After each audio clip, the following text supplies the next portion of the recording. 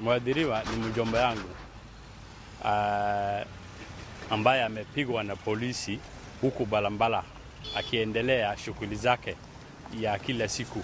Mwadhiriwa ni baba ya watoto 5. Anaishi na mama yake mzee mgonjwa. Yeye ndo anahudumia.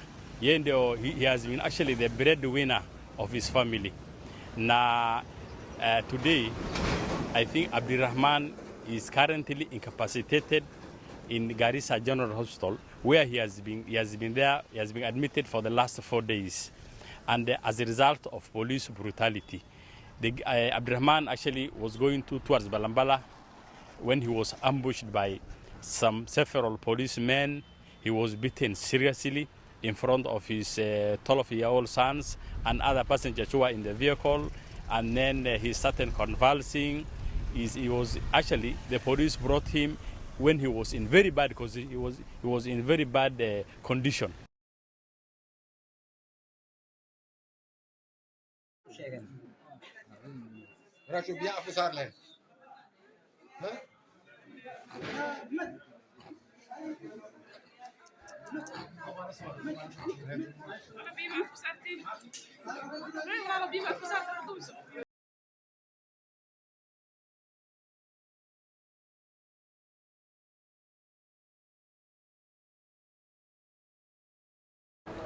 Jina yangu ni Abdirahman Ahmed Farah. Mimi ni taxi driver Balambala to Garissa. So nimetoka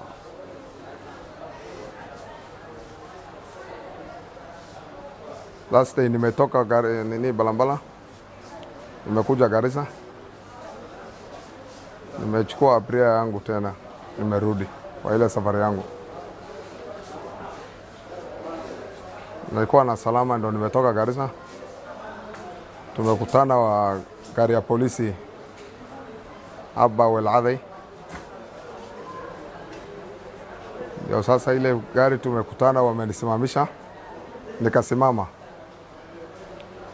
Wameniambia weka kando gari, nikaweka kando. Kaniambia shuka. Mimi nikashuka. Ilikuwa mwendo wa saa 12. Wakati nimeshuka, wakaniambia leta lesson. Mimi nimewaambia mimi nimetoka Balambala na mimi nafanya na nyinyi kazi, na mimi ni KPR, Kenya Police Reserve. So ule askari wakati niliwaambia namna hiyo na nimejitambua, akaniambia KPR si askari. Mimi nikamwambia KPR kama si askari, ule mtu ameandika kwa mjinga na wewe ndo unashinda akili. Kaambia KPR ni askari, ile mafasi wewe uko naye yote tuko naye na tunafanya kazi na wewe. Alafu mjamaa ameanza kuuliza ile watu ambao kina mama nilikuwa nao ID. Ameenda kwa ID, nikatranslate ile kina mama huko wanajua Kiswahili. Nikamwambia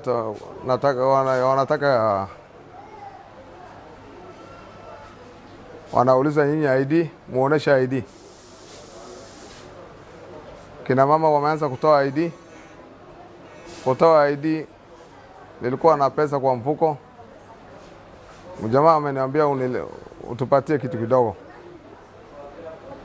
Mimi nikakataa ile kitu kidogo, nikamwambia sina reason ya kupea hiyo kitu kidogo. Alafu wakaanza kuniambia, wakaanza kudara ile pesa nilikuwa nayo. Nilikuwa na 150,000 kwa mfuko, ambayo 50 ilikuwa change, na hapa nyuma nilikuwa na 51,000 cash. So ule komanda walikuwa wanasema amedara ile mfuko yangu. Amesema hii sina pesa, na unasema sina pesa. Nikamwambia kama hii si pesa, kama hii ni pesa ni yangu sio yako. Ndio ameniambia wewe kijana huko na kisirani, hujui kama wewe tunaweza weka pingo. Ninakwambia sheria gani utaniweka pingo? Ameongea na driver, akamwambia toa pingo. Wakati ametoa pingo, jamaa ameanza kunirukia sasa mimi, kunishika shingo. Kushika shingo sasa mimi ni peke yangu. Ile nilikuwa nabeba ilikuwa kina mama. Nimeanza sasa kuzuia yeye. Tumeangushana kwa ile lami. Tulikuwa tunashikana. Sasa wao wote wakaanza kunifamia na walikuwa 7. Maanza kunipiga nini, moja amenipiga hapa kichwa, amenipiga bunduki nyuma ya bunduki. Amenigonga tena hapa. Sasa mimi mwingine wakati nimeanguka wameanza kuniweka pingo nguvu na wamenikanyaga. Ile mrefu kwanza, huyo mrefu ndio ameniumiza sana, amenipiga hapa kichwa na nyuma ya bunduki na amenikanyaga hapa kwa shingo. Amenikanyaga kwa shingo na wameniumiza sana kichwa. Na hapa hii mguu ndio sahihi sana, ndio nashinda kutembea. So mimi after 2 days ndio nimejiona niko kwa hospitali na nimewekwa, napatiwa chakula kwa mapua na ile kitu ya mkojo nimewekwa. Wakati after 2 days ile koma nimetoka, nimekuwa mzuri, ndio nimejiona niko kwa hospitali. Saa hiyo ndo nimeuliza ile watu yangu, sasa iko wapi sarwali yangu? Nilikuwa na pesa. Sasa sikuwa na uwezo ya kusema saa hiyo, wakati ulikuwa na mimi na gari yangu wao mwenyewe ndo wale drive, ndo wakapeleka mpaka huko kwa station. Gari yangu iko kwa station mpaka saa hii. Na mimi since 2000 mpaka saa hii nilikuwa naendesha gari tu, na sijawahi kuona askari wanafanya namna hiyo. Pesa tunabebanga kila siku mengi kuliko hiyo, na tunafanya biashara yetu. Tunasemanga tunaweza pata adui wengine kwa njia, lakini kama serikali wanafanya hivyo imekuwa shida. Na ile kitu imeniumiza mimi ni hiyo pesa tu, na pesa ilikuwa yangu na wameenda naye. So na wao ndio wamenileta hapa, si watu ambao wanaweza kujificha, kwa vile wao wenyewe wamenileta hapa nikiwa kwa koma. Siku hiyo wamechukua video. So mimi hiyo ndio ilikuwa shida yangu. Tunatumaini kwamba polisi watashughulikia hii maneno. Unless unaweza sema watasaidia ama wanajaribu kutoroka hii kesi. Unless nipate lawyer ama kitu kama hiyo ama IPO wanisaidie, lakini polisi wao kwa wenyewe wanajidefense tu, wao kwa wao hawezi wakatatua nini haki yangu. Sasa wapi na kuuma sana? Mimi ile sahi mahali inaniuma ni hapa na hii kidney na hii kichwa, niko na alama ile mahali ambayo wamenigonga bunduki, na ile picha ambayo head scan nimewekwa imeonekana kwa alama kwa kichwa wa 7.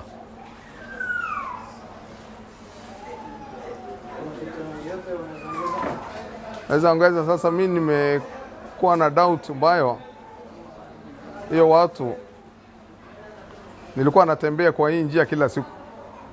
Sasa nimeshangaa ni watu ambao imetumwa ama ni nini, ndio nimeshinda kujua. Kwa vile ile adui wamenifanyia, inaweza kuwa kuna watu wametuma, lakini wao wenyewe ndio watasema ikikamatwa. Sasa mimi na ile serikali ambayo wametuandika KPR, ndio niko na nini kwao, kwa vile sina COV, na nikijitambua kila siku polisi wanatuambianga KPR si askari. Sasa KPR si askari, kama si askari, ndio mimi nashinda kujua hiyo kasi ni kasi ya aina gani. Ndio nilikuwa nataka niulize serikali wanijibu. Kama polisi wenyewe wanasema KPR si askari, sasa KPR vile wanasema inaweza kuwa ni shufta. Na serikali wao wenyewe ndio umetuandika kila mwezi tunachukuanga pesa. Alafu regular polisi nini, ukiuliza kila mtu anakuambia KPR si askari. Sasa na ule MP yetu hatukusaidia, hakuna usaidizi tumepata kwawe. Tuko na uniform, tuko na kila kitu, lakini hatukupatiwa ini bunduki nini. Wale watu tulifanya na train wote, watu ya Lagdera na nini, MP yao ndio wamesaidia, ndio wamepatia bunduki na nini na kila kitu, na COV wote wamepatiwa, lakini sisi tuko na shida kama tumetoka Balambala.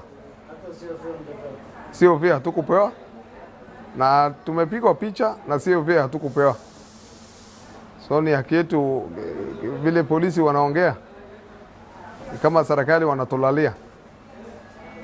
Na MP kuna siku hata tulikuja kwa baraza, tulifaa sisi wote uniform, wazee wametukutanisha, wametuonesha, wamesema wakati tumeenda kwa polisi MP alipe kwa pesa ya CDF, mupatiwe bunduki yenu. MP amesema hiyo sio kazi yangu. Sasa ndio hiyo kazi naona sasa kama serikali wametudhulumu ama ni namna nyingine ya kutumaliza sisi. Kama tunajiangalia adui wengine na polisi wanaongea namna hiyo, sasa ni kama tunataka kumalizwa tu na hatujui sheria gani tunamalizwa. But here we had a situation where 5 to 7 police officers were all beating up an innocent civilian, who they called a civilian, actually because they did not accept him as one of them, as their KPR member. And so one of them kicking his neck, you know, the butts of the guns also hitting him all over the body.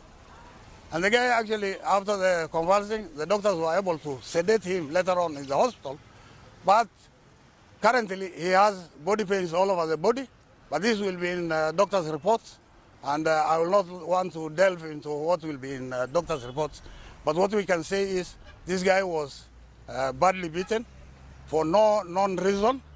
Later on, actually, the police were able to give me the contents of his vehicle, you know, all the foodstuffs and all that, and the passengers. I had to hire another vehicle because they detained his vehicle. After he was beaten unconscious and incapacitated, he was put in the police vehicle, and one police officer was actually told to drive his vehicle back to GARISA police station with the passengers. Among these passengers were 2 lactating, breastfeeding mothers who left their homestead in the morning and were actually coming to gather food items and go back to their children. These mothers had actually the trouble with the milk content, you know, because the suckling children were left. And the police does all these kinds of harm. These people were shocked, and nobody actually cares about the kind of shock and the trauma that goes through, you know, the public and the population around. Not even the leaders, because nobody talks about it. It's like Garissa, we don't have any leaders, because if leaders were actually talking about these kind of things and elected individuals, then we will not have this kind of, you know, repeated issues that is happening to the community every now and then. I know sometimes it happens in the rest of Kenya, but this area is actually worse, maybe because it's the border of Somalia, but Garissa is actually far from the border. And where this vehicle was flying that day is not near the border. It was going to a different direction. So here we are. We actually approached the IPOA. We did all we could do, but the police were not helpful, and they were resistant because they did not want us to record any occurrence book on what happened to our brother, saying that what are we going to record, because for us, according to the police, the OCS, I will mention, the OCS actually personally said, what are you going to record? You're just going to record a reported speech. I want to ask in this juncture, if all the people who are in the vehicle have actually appeared, you know, the witnesses were there, and they said, everybody said, you know, what happened to this guy.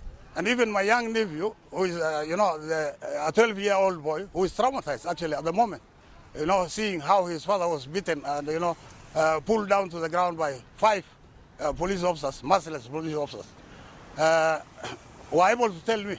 I have a small clip of my brother convulsing, actually on a bed, a stretcher bed, in the hospital. And here is a police officer telling me, you are just going to report a reported speech. I can see all the people talking, saying it's the police who have beaten him. I can see he was brought under handcuffs. You know, while convulsing again, they're so merciless. And the police officers there watching him all over, you know, as a prisoner, and intimidating him, and as the rest of the community at the hospital casualty department. And then here is a police officer telling me that you are actually reporting a reported speech. So let's wait for the patient to come out, and that's when he's going to record his occurrence. What they are actually basically trying to do is intimidating and harassing individuals. And because he knows, I also asked for a P3 form for the police to actually give you a P3 form so that they can take to the doctors. And here is the reply. The response was, no doctor is going to write any P3 until the patient is out of hospital. But the doctors have the file. And what about if the patient died? Still, I will need a P3. Basically, the police knew that if a P3 leaves the office, then it is a document, a required document that will actually, you know, the expectation is for any P3 form that leaves, there will be a court attendance and, you know, people suing others. Now they know they are the culprits. That's why they are denying me the P3. Because they know they are the culprits and they don't want to be accused of any ill, actions. So public intimidation and these kind of things are actually happening all over, and we need justice for this case. If such officers, you know, 5 to 7 officers who none of them can restrain the other, are actually beating up an individual, a civilian who is not armed, then it means that this is a kind of hit squad. We are suspecting that these people have been sent by people unknown to us, but they will know who sent them. And the police commanders also, they are the ones who are deploying these people. And at the end of the day, they are the ones who you approach as the senior commanders, and they don't give you any help. They defend the officers. And that is why the officers can behave like that, because they will be defended by their commanders. Actually, my appeal, our appeal as a family of Abdirahman, the victim, who is now a victim of police officers, is one, we want the police to issue P3 form to ascertain the degree of his injuries in the head, arms, and the shoulders, all over the body. 2, pia tunataka Inspector General of Police IG. We know the 5 officers who assaulted Abdirahman Ahmed. Tunawajua sana. Actually, they are known. Tunajua kisura, tunajua majina. Tunataka hawa watu waandikishe statement, and tunataka sheria ichukue mkondo wake.